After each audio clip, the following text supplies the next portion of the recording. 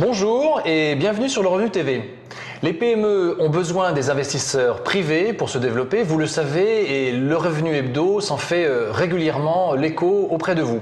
C'est d'autant plus possible et opportun que cela donne chaque année l'occasion d'éventuelles réductions d'impôts pour ceux qui veulent investir dans les bons projets. Aujourd'hui, nous allons parler d'une société qui s'appelle l'Isotherm, dont nous recevons le président, François Ducrot, société qui produit des solutions isothermes, et nous allons tout de suite en parler en détail. François Ducrot, bonjour. Bonjour. Alors vous êtes président donc de la société l'Isotherm, une société qui est basée dans les Yvelines. Alors tout d'abord, que faites-vous? Que produisez-vous? Voilà, donc depuis 4 ans, aujourd'hui, nous produisons essentiellement des réfrigérants et des emballages isothermes pour offrir une solution globale à tous ceux qui veulent assurer un transport sous température dirigée. Donc, vous savez que la chaîne du froid, c'est un sujet qui est toujours d'actualité et de plus en plus peut-être, à la fois dans l'industrie pharmaceutique et dans l'industrie agroalimentaire, pour prendre, j'allais dire, 2 pôles essentiels, et puis également dans des industries qu'on connaît moins, dans les hautes technologies, par exemple pour transporter des hologrammes, pour transporter donc des circuits imprimés dans des pays où les températures sont relativement élevées. Alors vous êtes venu justement avec quelques échantillons, quelques exemples, puisque vous faites soit des réfrigérants, soit des emballages isothermes. Voilà, tout à fait. Donc notre production industrielle, on va dire, est tout d'abord celle de la production de réfrigérants.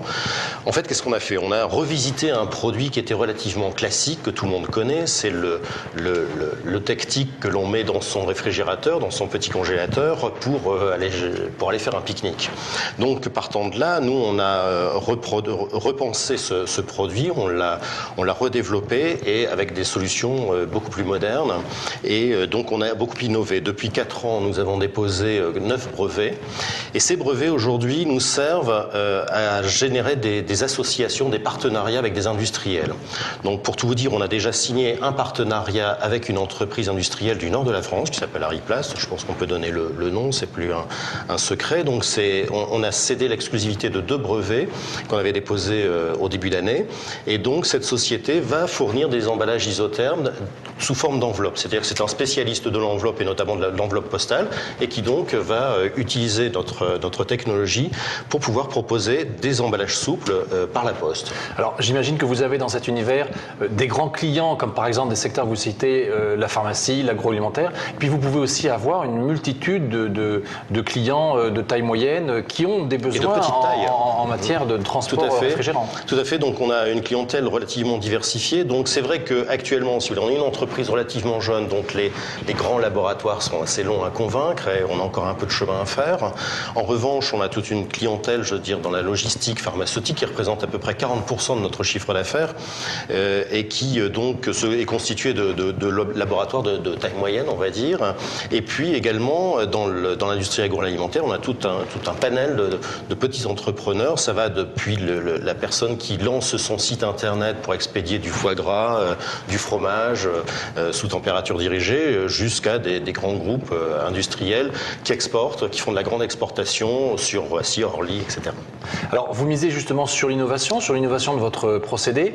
Pour donner quelques chiffres et un ordre de grandeur, vous réalisez actuellement un chiffre d'affaires de quel ordre? Alors nous étions l'an dernier sur 400 000 euros de chiffre d'affaires, un chiffre que l'on va doubler cette année, faire un peu plus, j'espère même. Sur l'exercice 2011. Voilà, on est un petit peu ralenti en ce moment parce que c'est une industrie très capitalistique, donc on a déjà eu des équipements, si vous voulez, mais il faut encore investir, et c'est vrai qu'on a été un petit peu décalé par rapport au décalage de PSH. Objectif 2012, l'objectif 2012 en chiffre d'affaires? On espère encore doubler le chiffre d'affaires en 2012 et ainsi de suite pendant. Alors justement, une fois que vous avez un procédé innovant, il faut aussi pouvoir produire et puis livrer au fond les clients. Et donc c'est ce qui vous oblige, vous, à faire de gros achats de biens d'équipement, enfin de machines pour produire chaque jour. Tout à fait. Donc si vous voulez, nous, ce que l'on veut faire, c'est se concentrer dans notre activité sur les investissements qui sont très centré sur notre métier, c'est-à-dire les réfrigérants, les emballages isothermes.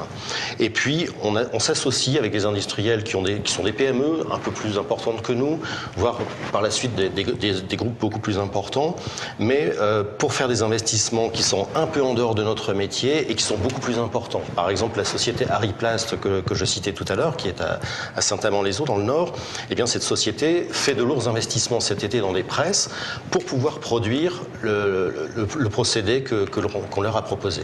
Et donc on a encore 3 discussions en cours avec d'autres industriels. Donc l'objectif pour vous, en tout cas cette année, avec donc la bourse Alternativa, c'est de lever 300 000 euros 300 000 pour vous aider voilà. justement à financer notamment l'équipement de voilà, c'est cette machine-outil. l'impulsion pour pouvoir donc avoir des fonds propres, pour pouvoir donc investir, convaincre des banquiers d'investir avec nous. Et puis il y a évidemment, j'imagine aussi, vous développer en termes d'équipe commerciale sur le. Alors voilà, on a commencé à recruter nos premiers commerciaux, c'est-à-dire jusqu'à présent, il y avait un commercial unique, c'était moi. Maintenant, depuis le mois de juin, on a recruté 2 commerciaux.